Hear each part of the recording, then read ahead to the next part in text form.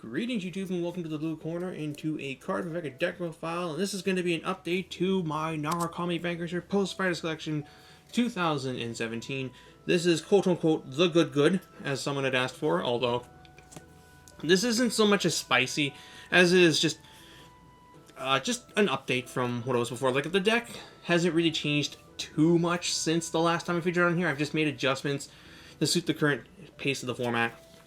And these are just my own personal tech choices, if you can even call them running 10Ks and 8Ks tech choices at this point, because they've more or less well, the 10Ks have become more or less standard for slow decks like this. But there is an alternate card in here I want to talk about, so when I get to that, we will. And with that being said, let's begin. So, Forerunner is still Wildrun Dragoon.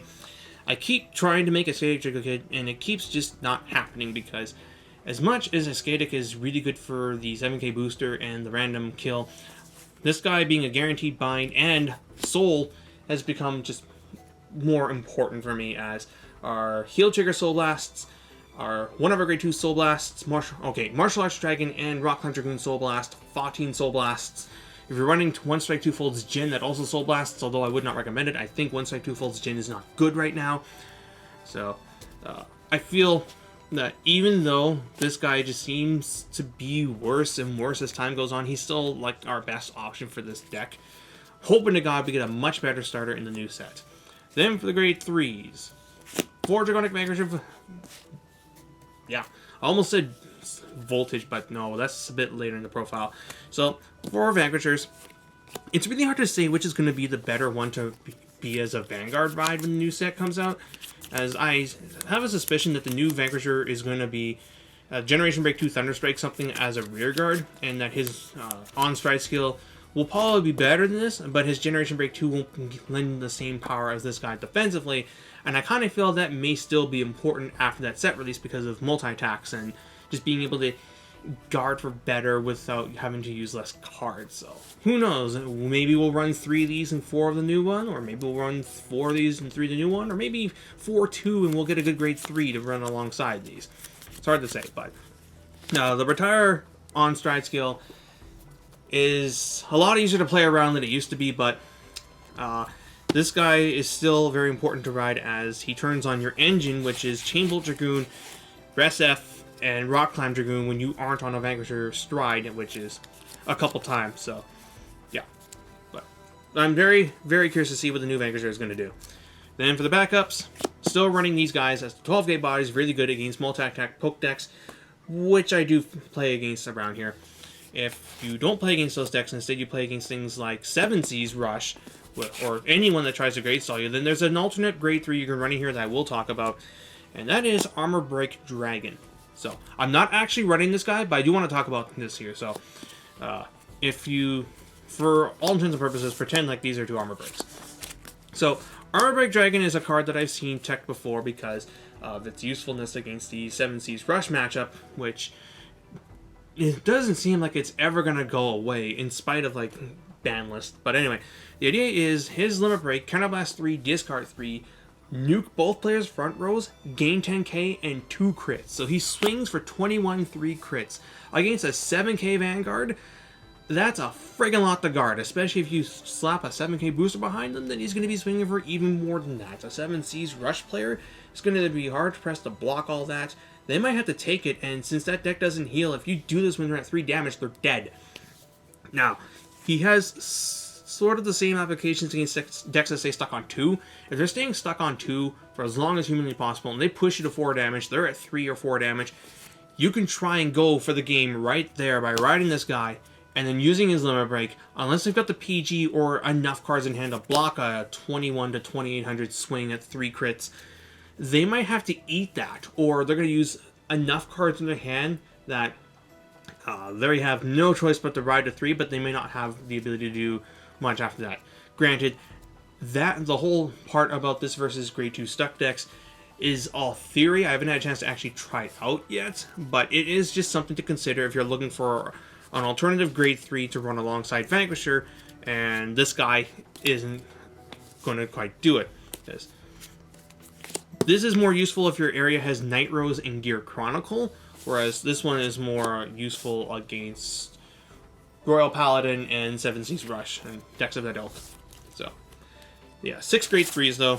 I really haven't noticed that much of a difference, actually. Like, I've been running 6 3s in Nitros for a while now, so makes sense I'd run 6 in here. And it allows me to run more 2s, which is, I feel, a bit more important, as the grade 2 game's becoming important again. So, the grade 2s, 4 Chatura, not much else to say on him, 3 Martial Arts, and his partner in crime, 3 Thunderstorm Dragoon, aka the OG 10k vanilla, because hey, if you're going to run a 10k vanilla Narukami, and you're not playing Eradicators, why not run the good goods, which is the OG? So, what... Can't really explain these guys that hasn't been talked about before. Like, this guy punishes people who leave things in the front row, trying to get some extra attacks off on you, going to your turn 2. This guy deters people from rushing, so if you can't do this and you've got this, or if you ride this, your opponent may think you don't have the Martial Arts Dragon, so they call something up to the front to try and attack off, and then you psych him up by riding this guy and then popping the thing. You're able to stay on 2 for a turn, and you also got Retire Bind. And yeah, I don't really know what else I can really say. This guy plus Dragonizer Fatine makes a 16 line, which is also kind of relevant with under Conquest and Voltage. And yeah, he just helps you manage the grade 2 game better, because this deck is slow and you need first stride in order to get the GB8 and thus win. And then running it out, 2 grade 2s that allow you to just get a Retire Bind in case you are one bind short of Thunderstrike 4 or 5 or whatever. I just chose this guy because he is on call, whereas Voltechzapper Dragon requires to be on boost, and there will be times where you just don't have that booster. I've had that happen. More times than I care to admit, actually. I seem to never draw my 1s except as, like, all together, and never with Voltechzapper Dragon, and that was when I was running Voltage at 4. Unless I'm playing Sweep, but even then sometimes that just doesn't happen. Like, I've had to throw triggers down behind the Voltechzapper Dragon, but yeah. Hopefully I can replace these with something better out of the new set, but we'll see. Then for the ones, 4 Perfect Guards, 4 Stride Assists, 4 Chain Bolts. That's pretty standard. And then I dropped my Fatine downs to 1 copy of the Fatine, and then 2 8Ks. So, much like with the 10Ks, being on this guy for a turn allows you to potentially get to first stride. It stops decks from attacking you with unboosted 7Ks like Wingull Youth. They can't hit you with Youth unless it's got a booster, or it's boosting. Pardon me. This guy paired up with Chatura makes a 19 line. This guy can also hit for some good damage numbers with Voltage, because this guy with a +3 off of the Voltage binding 1 is 11k, so that allows you to hit for a Vanguard unboosted. This guy boosting in 9k is 17. During a Voltage turn with 3 cards bound, that puts you up to 26 for the line, which is a magic number as usual. And I don't. Basically, my idea behind this is that by riding this guy, I save myself having to throw cards away from guarding 7Ks, or I use less cards to guard my opponent. And those cards that I would have tossed away would have been made up by the Fatines as the game went on. Granted, I have to be at Thunderstrike 2 for her. So, I think it just ultimately balances out that way. But, I could be wrong in this. You never know. I think 2 vanillas when Fatine's fine.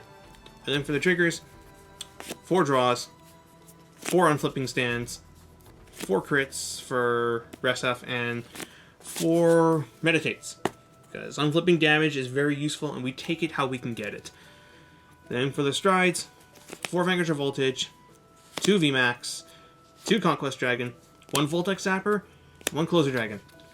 This could be a second Closer Dragon, but I have found myself in a couple situations where being able to just use this guy as a potential first stride, if for some reason Voltage just isn't worth it, but my opinion, Voltage is now your first stride almost 100% of the time.